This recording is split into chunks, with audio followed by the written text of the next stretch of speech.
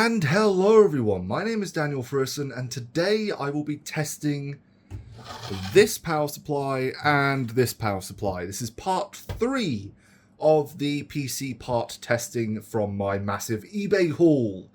Now, why are there only 2 power supplies when there should be 3?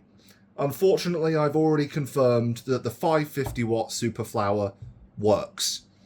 Didn't mean to do that, but I got a pretty beefy graphics card in that I needed to test.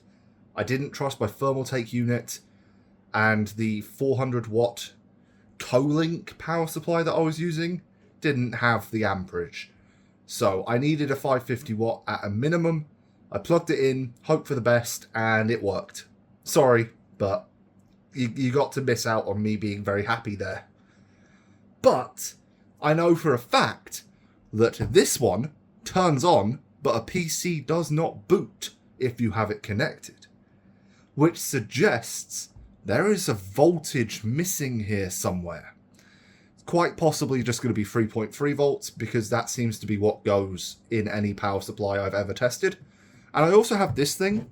This is an Enhance Electronics 220 watt power supply that terminates to 2 Molex. Yeah, that is weird. We're going to test this one first because it's the easiest. I am just going to plug it in, turn it on, and using my multimeter, measure the voltage. If we get 12 volts and 5 volts, I'm happy. And someone has rigged this as the on button. And it's on. What do you know? It just works. Okay.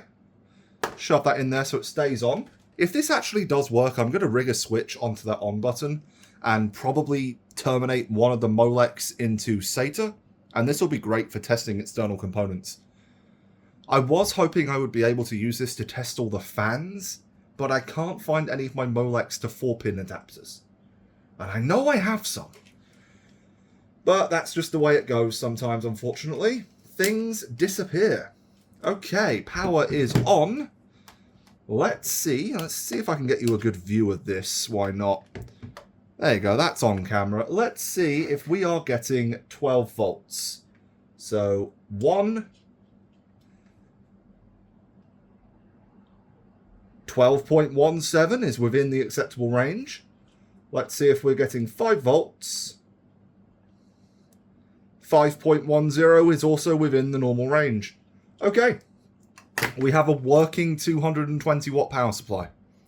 Obviously, I can't say that with any certainty until I actually try and draw 200 watts out of this thing, which, it does 16 amps on the 12 volt rail. What was this thing designed to plug into? I'm really curious. I googled the model number and it doesn't tell you what this was used in.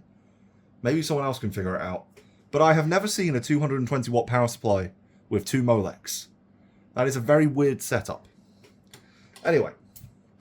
That's one down.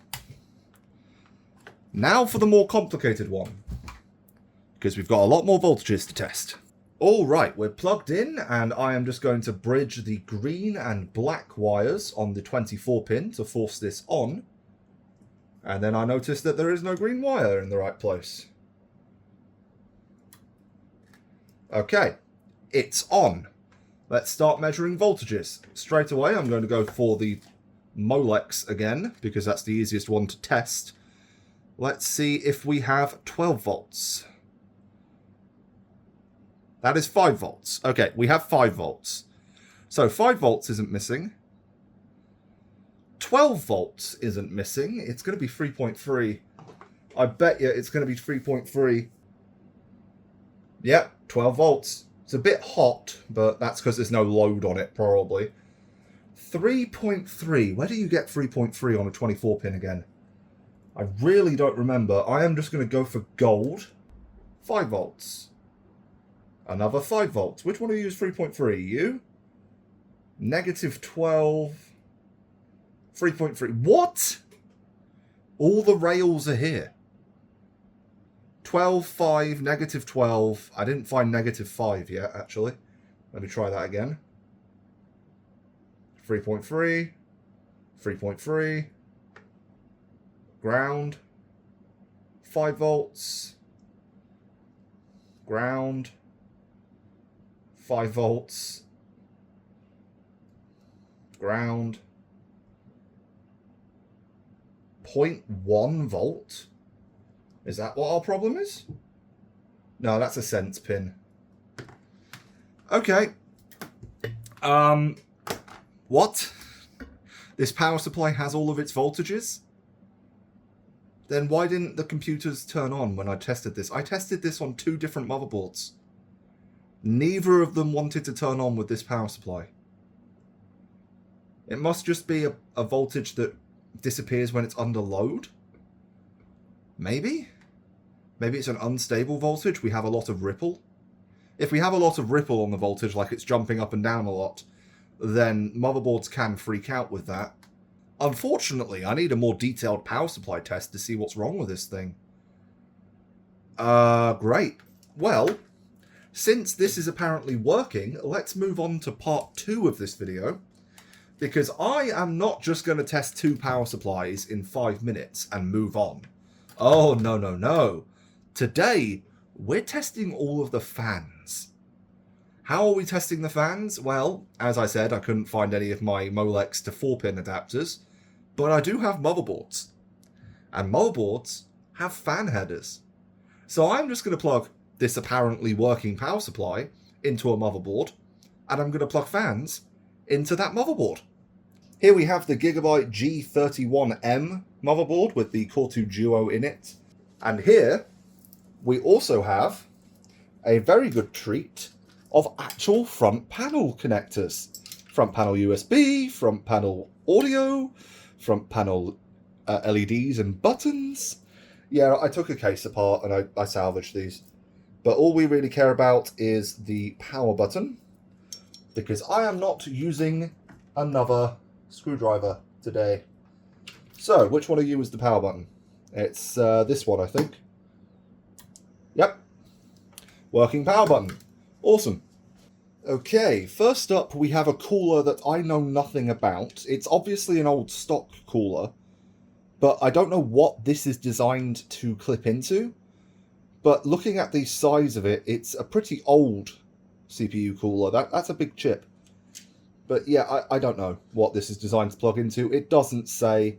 It's got this massive lever on it, which makes me think it's Intel, because Intel had a system like this back in the day. I don't know. But I'm testing the fan. I'm not testing the cooler. And I've covered up the fan header. That is a loud fan. But it works. Next up, we have an Intel stock cooler. And you see what I was saying about the very similar mounting situation of these pegs and this lever? Very similar to Intel. Not identical though. And it's working. Okay, 2 for 2. Wonder how many it will take for me to actually find a dead one. This I don't think actually came in the auction. I think this is one of my fans, but it was in the pile, so I'll test it. Yep. That is working. And here we have a Cooler Master blue LED fan, I think, or is this the red one? If it's the red one, I've already tested it. Yeah, it's the red one. It works. Oh, that's 4. Okay, here's a Cooler Master 80mm.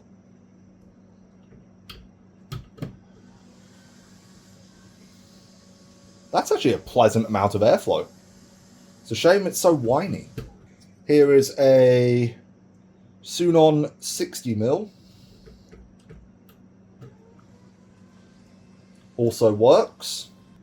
Quietech 80mm. Oh, that's got a custom connector on it. I will put that to one side and test that with something custom. Actually, speaking of custom, has this been... No, that's from the factory.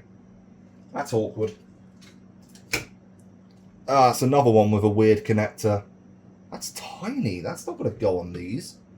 Cooler Master 60mm. It works. Here is a Cooler Master 120mm with red LEDs. That's not a lot of airflow. That's really not a lot of airflow. Also, by the way, if you're wondering, this header is set to run at 100% speed. So all of these fans are running at 100%. What the hell is this? Why have so many of these got this cable? Ah. Hey! I got it working. Okay, so that works, but it needs a different connector on it if I'm ever going to use it. Yep, this one works as well. So I have found a way to test these awkward ones. Good. That'll be less work later. Does the same trick work for you? Oh, it might be backwards. Yep.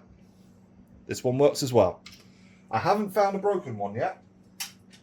And by broken, I don't just mean it refuses to spin. I'm also listening for the condition of the motor. If the motor is making really high-pitched noises, or it's scraping, or it just sounds really rough, then that is something that I wouldn't want to use. This is another awkward one. Upside down.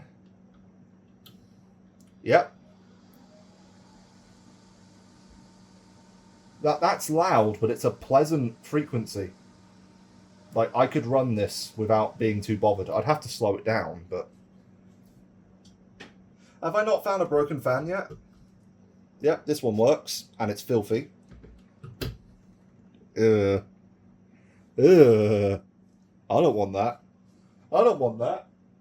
Oh, green. Blue? No, green. That green looks very different in real life. Is this UV? Now, this is a much darker green in real life. It looks almost teal on camera, and that is really weird. Okay, another Sunon fan. Do you work?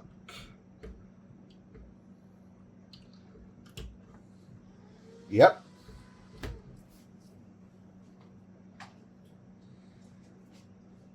AVC fan. Do you work? Wow. Yeah, that came out of a server. That came out of a 2U server. No way that came out of anything else. That is too loud. For anyone who made it this far in the video, do you want to see me test an old 2U Dell, which I think has dual 6-core Xeons in it? And now I have a blue one. Cool. This one actually looks blue on camera too. Right, this is beefy. This is going to be loud.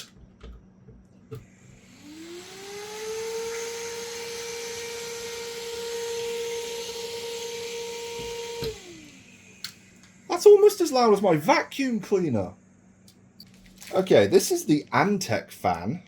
It's brand new as far as I can tell. I think this might actually be the only Antec product I own. Oh, it's got a blue LED. Oh, that's awesome. Not a lot of airflow, but I love that. That is awesome. I love that. Tell you what, next time a fan in a power supply dies, I'm putting that in there as a replacement. That'd be awesome. My first ever Bit Phoenix product. That is pathetic. That's 100% speed? That's nothing.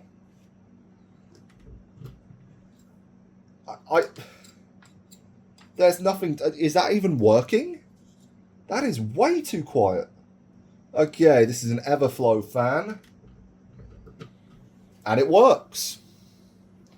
That definitely came from a CPU cooler. This is a Molex fan. Just DC fan. Okay, Molex, please. Does this fan function? Yeah, I'd say it does. Very blue. Okay. That works. Yeah, you see this box here? This is where I've been keeping the broken stuff from the massive haul. I haven't had to add a single fan to it yet. We're down to the last 3 fans. 3! Oh, here's another one of those weird ones.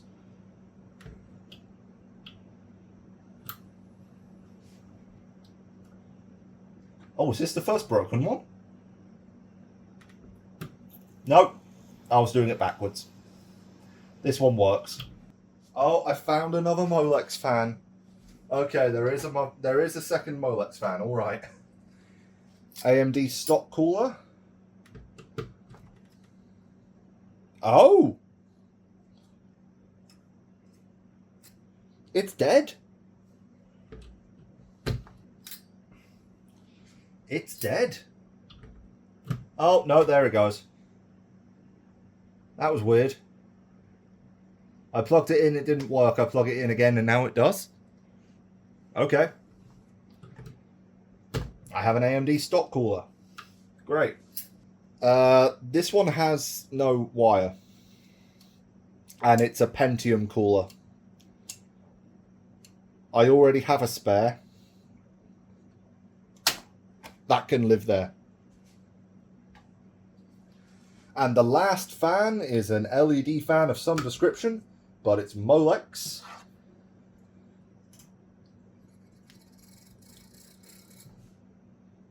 That is pathetic. I cannot feel that. I literally cannot feel that. That is running at 100% speed because it's just a 12 volt fan. I cannot feel that at all. Okay.